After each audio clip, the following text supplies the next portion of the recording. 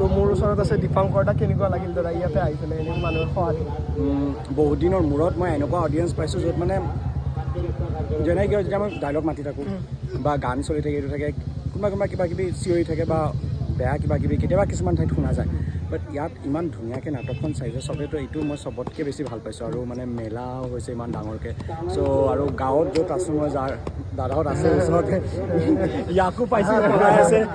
টিকলা এটা আছিলে মই থকা ঘৰত ত' মই থাকি বিৰাট ভাল পাইছোঁ সঁচাকৈ আৰু মানে সেইটো বস্তু আমি 3 দিনৰ কাৰণে আহোঁ বা 2 দিনৰ কাৰণে আহোঁ তাৰপিছত সেইবোৰ সদায় মানে আমাৰ বুকুত থাকি যায় ভাল স্মৃতিবোৰ বাকী অহা বছৰো কৰি যাওঁ আৰু ভাল অহা বছৰ মই আপোনালোকে আকৌ টেলিভিশ্যনতে দেখা পাব মঞ্চ মই আৰু আকৌ তাতেই যাম মানে মই এইটো এটা এনেই জাষ্ট অহা গৈছিলে কিবা এটা ৰিজনৰ কাৰণে চ' সেই আৰু মঞ্চ চবৰে এক্সপিৰিয়েঞ্চ ল'ব লাগে একদম মঞ্চ বহুত কষ্ট হয় আৰু যিসকলে কৰি আছে সেইকাৰণে তেখেতসকলৰ প্ৰতি মোৰ বহুত বেছি শ্ৰদ্ধা বা মই ভাল পাওঁ যিমান অভিনেতা অভিনেত্ৰীৰ মূলত কাম কৰি আছে বা লাইটিঙৰ হওক ছেটিংছৰ হওক কাৰণ সেইটো বহুত কষ্ট কৰে মানে মঞ্চৰ বেক চাইডৰখিনি যদি কেতিয়াবা দেখাব পাৰা তোমাৰ ব্লগত দেখাবা চ' তেতিয়া মানুহবোৰে গম পাব যে আমি কোনটো লেভেলত গৈ কষ্ট কৰি কাম আৰু কষ্ট হয় মই এইটো মানে ফিল কৰিছোঁ যে এই বস্তুটো বহুত কষ্ট হয়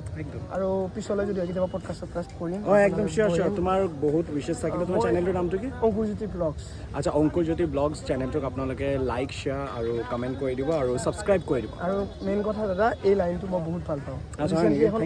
কৰিছিলোঁ মানে এটা পাৰ্ট মাত্ৰ এতিয়া তোমালোকৰ নিচিনা ভাল পোৱা মানুহ আছে বুলি আজি আমাৰ ইণ্ডাষ্ট্ৰিটো গ্ৰ' কৰি আছে আমি কাম কৰি আছোঁ চলি আছোঁ সেইটো বস্তু মানে মানে মই কি ক'ম আৰু মানে সেইটো বস্তু জুবিন দা আমাৰ গোটেই মানে আমাৰ অসমীয়া মানুহৰ কাৰণেও নহয় মানে আমাৰ গোটেই অসম মানে এতিয়াও তেখেত ইণ্টাৰনেশ্যনেল হৈ গ'ল মৰাৰ পিছত তো সেই বস্তুটোৱে আৰু তো তেখেত সদায় স্মৃতি হিচাপে আমাৰ ওচৰত থাকিব আৰু এটা বহুত ডাঙৰ দুখ পাইছোঁ আমি সঁচাকৈ নাই সেইটো বস্তুটো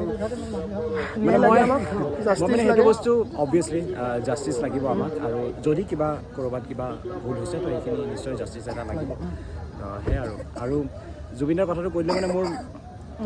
একো ৱাৰ্ড নাথাকে মানে 19ৰ পৰা 29 তাৰিখলৈ কেৱল মই দেখিছোঁ বহুত বস্তু লিখি আছে কৈ আছে ময়ো যিমানখিনি পাৰোঁ যিমানখিনি মই কৈছোঁ বা লিখিছোঁ বাট আমি কমন মানুহ ইয়াতকৈ বেছি কৰিব নোৱাৰোঁ আৰু আমি জানো ওপৰত আমাৰ ল আছে তো অবভিয়াছলি মোৰ বিশ্বাস আছে আমাৰ লৰ ওপৰত তো গোটেইখিনি বস্তু ভালকৈ ধুনীয়াকৈ কৰিব বুলি মোৰ বিশ্বাস আছে থেংক ইউ দাদা ইমানখিনি সময় দিয়া গুৱাহাটী যাব লগা ঠিক আছে দিয়ক আহিছোঁ হা